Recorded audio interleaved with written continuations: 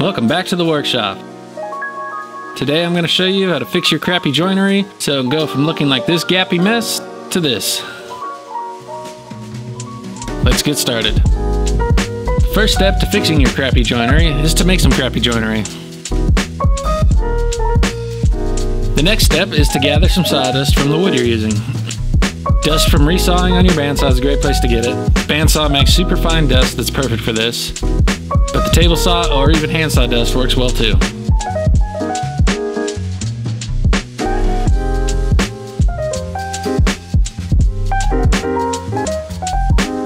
Once your crappy joinery is complete, glue it all together.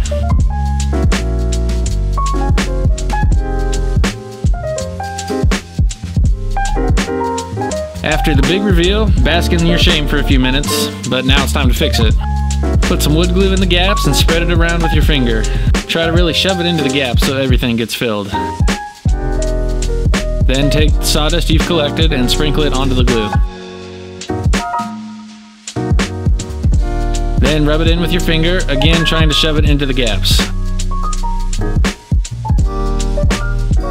You may be tempted to clean up the extra glue, but don't do it.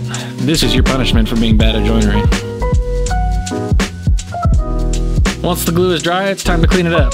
If your joinery is flush, then it's really easy to use a random orbital sander to smooth everything out.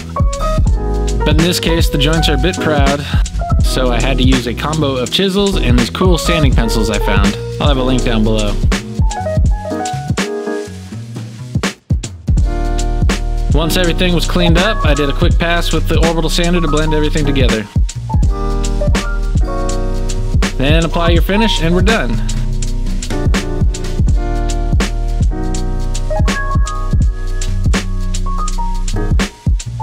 It's not perfect, but it's a lot better than those big old gaps ruining everything.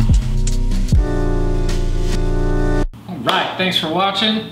I've got a lot of work to do on my joinery, but hey, it's a work in progress and every day I get a little better.